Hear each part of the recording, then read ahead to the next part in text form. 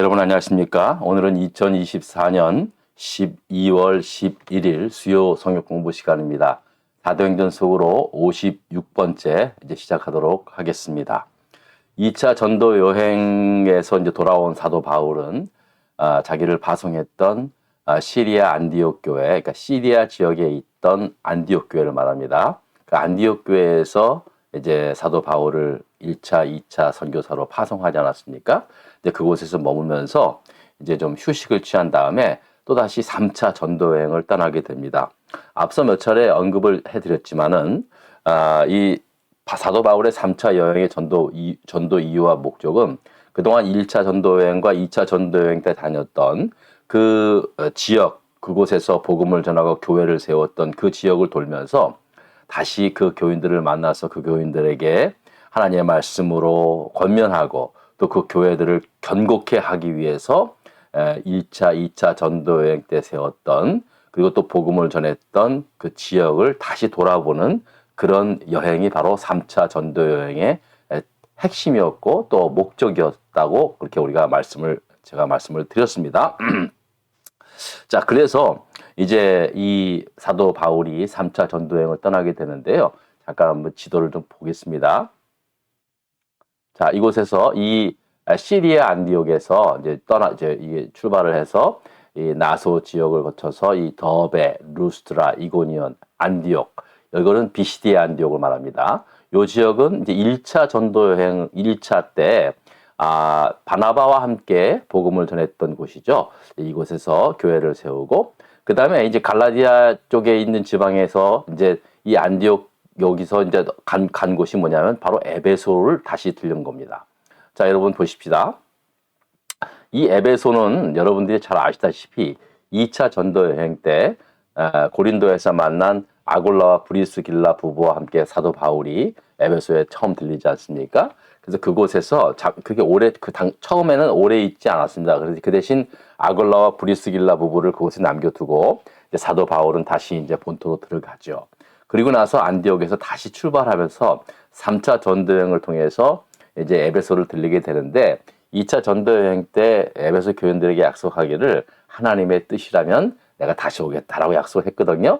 근데 사도 바울은 3차 전도 여행 때 그 약속을 그대로 지키게 된 것입니다. 자, 이제 에베소에 돌아온 바울은 그곳에서 교인들을 만나서 예수 그리스도의 이름으로 세례를 주고 또 그들에게 이제 안수할 때 성령의 놀라운 은사들이 막 나타나지 않습니까?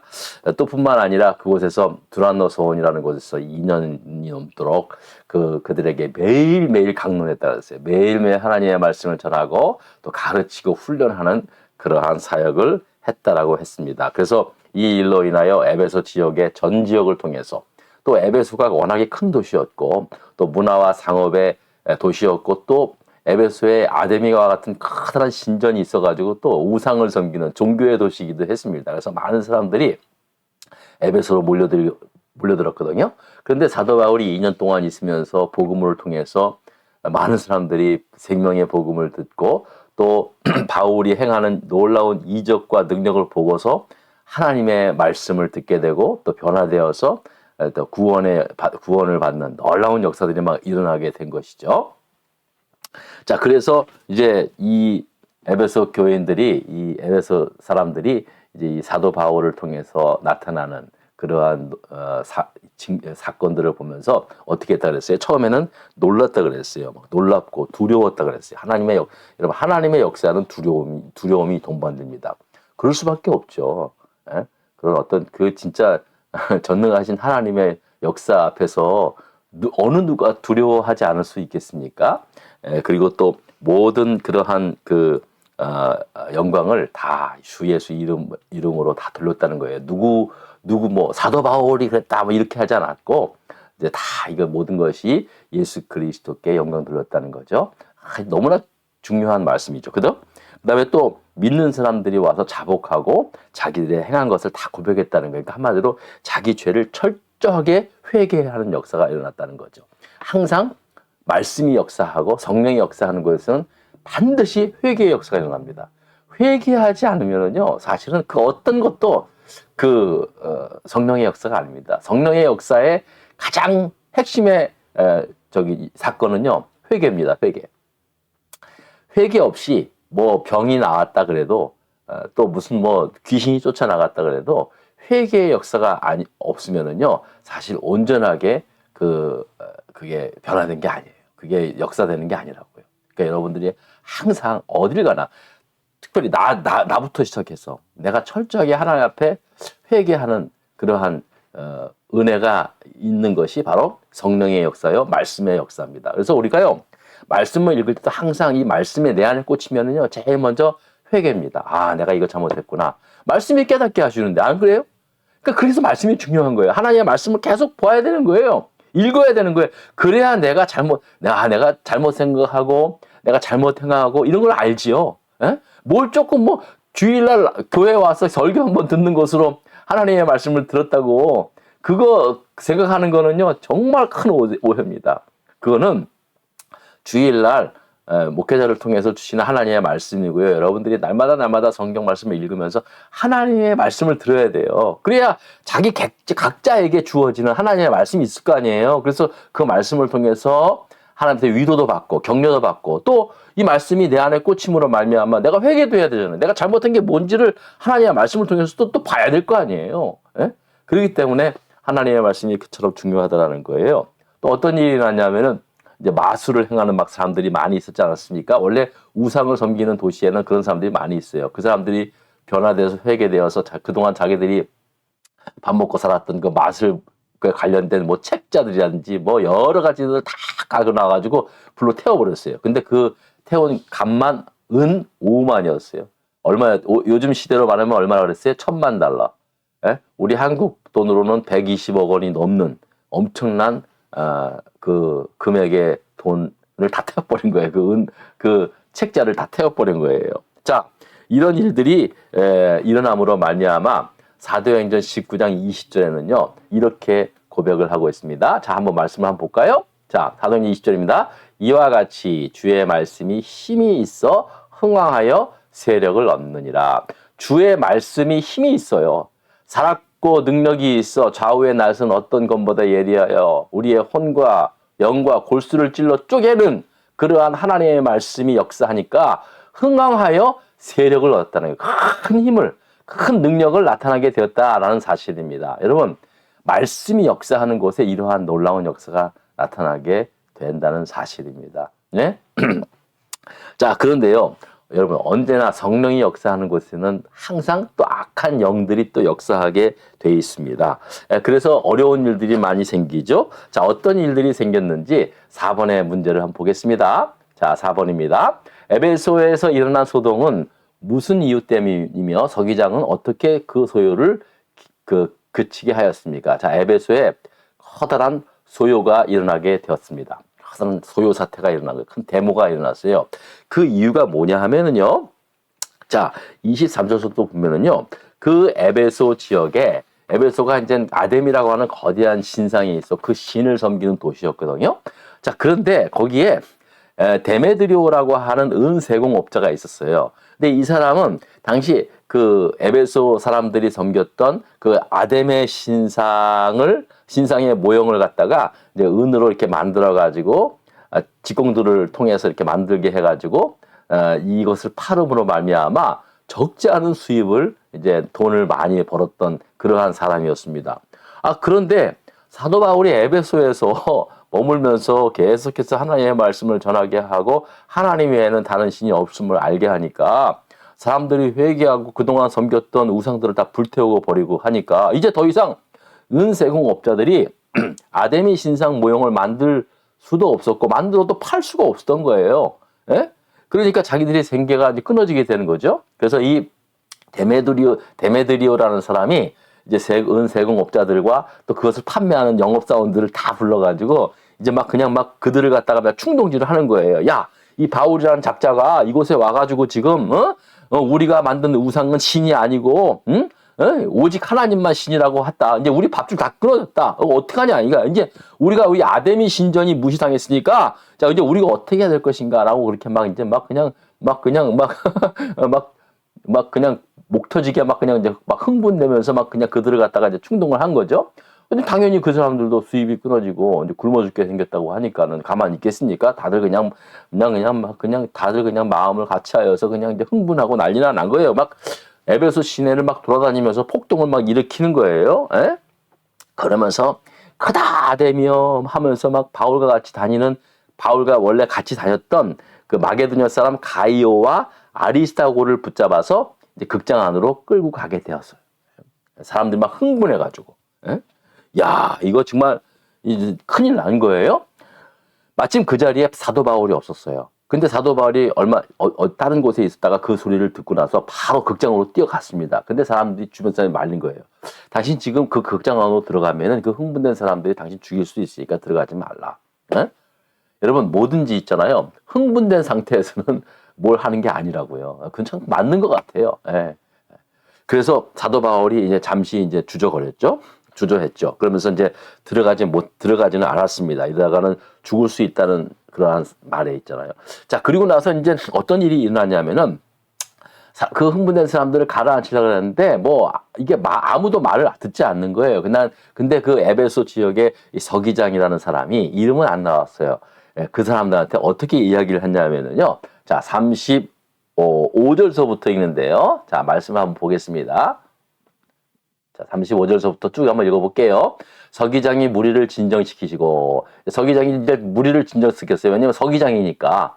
이르되 에베소 사람아, 에베소 씨가 큰 아데미아 제우스에게서 내려온 우상의 신전지기가 된 줄을 누가 알지 못하겠느냐.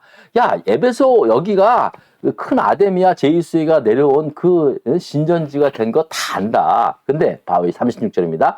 이 일이 그렇지 않다 할 수 없으니 너희가 가만히 있어 무엇이든지 경솔히 아니하여야 하리라. 경솔히 지금 행하지 말라. 이 사람들이 37절입니다. 신전의 물건을 도둑질하지도 아니하였고 우리 여신을 비방하지도 아니한 이 사람들을 너희가 붙잡아 왔으니 만일 데메드리오와 그와 함께 있는 직공들이 누구에게 고발할 것이 있으면 재판날도 있고 총독들도 있으니 피차 고소할 것이요. 만일 그 외에 무엇을 원하면 정식으로 민회에서 결정할지라. 오늘 아무 까닭도 없는 이 일에 우리가 소유 사건으로 책망받을 위험이 있고 우리는 이 불법 집회에 관하여 보고할 자료가 없다 하고 이에 모임을 흩어지게 했다라고 말씀을 합니다. 야, 자 여러분, 우리가 생각하기는 우리가 이제 만약에 제가 꼭 목사라서 그런 건 아니지만 이 말씀을 딱 읽으면서요. 저는 어떻게 생각하냐면요. 지금 이제 사도 바울의 동료들인 이 가이오와 아리스토고를 붙잡았지 않습니까? 그러니까 가이오와 아리스토가 붙잡혀가지고 저들한테 죽을지도 모르는 상황이 위급한 상황 아닙니까? 그래서 사도 바울이 담대하게 성령 충만하여서 극장 안으로 뛰어들어가서 하나님의 말씀을 힘있게 선포하니까 하나님의 하늘에 성령이 강림하여가지고 성령이 역사하셔가지고 막 거기 있는 사람들을 갖다가 꼼짝 못하게 하고 두렵고 떨리게 해가지고 그 둘을 끄집어내서 살아나게 되었다. 우리가 이제 생각하는 건 이런 거잖아요. 이제 우리가 믿는 우리가 야 이런 위급한 상황에서 하나님이 이렇게 역사해야 되는 거 아니야? 근데 우리가 생각하잖아요. 근데 이거는 전혀 하나님과는 전혀 무관한, 그러니까 하나님을 믿는 믿음과는 전혀 무관한 서기장이라는 사람이 딱 나타나가지고, 야, 여기가 지금 우리 에베소 이 지역이 아데미 신이 내려온 이 신전지인 것을 우리가 알지 다 안다. 근데 이 사람들이, 아니, 이 아데미 신을 갖다가 비방한 것도 아니고, 또 무슨 뭐 도둑질 한 것도 아니고 근데 너희들이 이렇게 막 소동을 일으키면 어떡하냐. 이거 가지고는 이 사람들을 입건 못해. 이 사람들 구성 못 시켜. 그러니까 일단 조용하고 너희들이 손해본 피해본 있으면은 그때 고발하라. 서로 고발을 해. 그래가지고 법정에서 다투란 말이에요. 이 서기장이 이런 말을 하는 거예요. 그러니까 사람들이 들어보니까 맞는 말이거든요. 그래서 다 흩어졌다는 거예요. 야, 세상에. 아니, 지금 2000년 전에도 사람들이 이렇게 상식이 있었어요. 법 앞에서는 다들 그렇게 흩어졌다는 거예요. 야, 그러고 보면은 오늘날 사람들이 좀 약간 좀 비정상인 것 같아. 너무 흥분들을 잘하고 그러지 않습니까? 저도 만약에 좀 흥분이 되는데요. 야, 저는 이 말씀을 가만히 묵상하면서 큰 은혜를 받은 게 뭐냐면요. 이 사도행전을 기록한 의사 누가는요. 지금 이 장면이 너무 신비로웠던 거예요. 우리는 저도 아까 잠시 말씀을 드렸지만 우리는 무슨 뭐 하나님의 일이니까 하나님이 역사해가지고 막 그냥 뭐 성령이 막 임재하여서 막 그냥 놀라운 막 사람들이 막 다 그냥 막 무서워서 벌벌 떨게 하고 막 그렇게 해야 되는 것 같았는데 전혀 아닌 그냥 하나님 또 믿지 않은 서기장이라는 사람을 통해서 그냥 세상 법과 규례에 따라서 질서에 따라서 그냥 그들을 다 흩어지게 했다라는 사실입니다. 그러니까 누가 이 사도행전을 기록한 의사 누가의 눈에는요, 이게 너무나 신비로웠던 거예요. 그리고 여기 이 속에서도 하나님이 이렇게도 역사하는구나.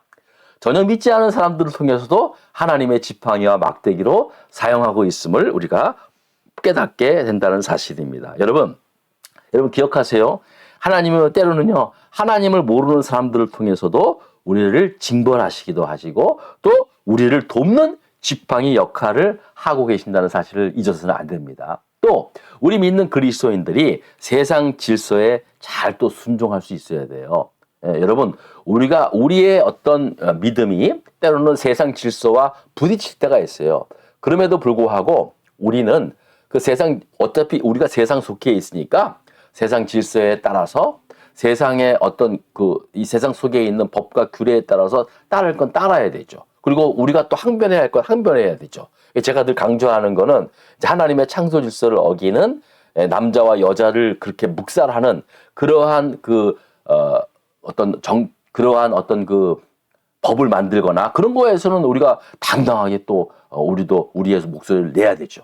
그러나 우리 그리스도인들은요, 세상의 법과 대치되는 그런 것이 아니라 이거 보세요. 얼마든지 하나님 앞에 우리가 하나님의 쓰임 받은 그런 어떤 사건 속에는요, 세상의 법도 세상의 질서도 하나님은 그 질서를 이용해서 우리를 건져내시기도 하시고 또 하나님의 선한 뜻을 이루시는 그러한 놀라운 것을 보게 됩니다. 여러분, 우리가 지금 진짜 세상이 미쳐 돌아가지 않습니까? 저는 미국에 있으니까 전 세계에서 일어나는 상황을 보는데요. 야, 이거 진짜 기도해야 할다고 믿습니다. 그러나 이럴 때일수록 더 우리가 이성적으로 세상의 어떤 법과 질서를 또 존중하면서 하나님 앞에 우리가 기도하며 우리가 잘 이 어려운 위기들을 극복해 나가는 지혜로운 믿음의 사람들 될 수 있기를 다시 한번 부탁을 드리겠습니다. 여러분, 정말로 기도할 때입니다. 기도 열심히 하시고 믿음으로 승리해 가시기를 주의 이름으로 부탁을 드리겠습니다. 감사합니다.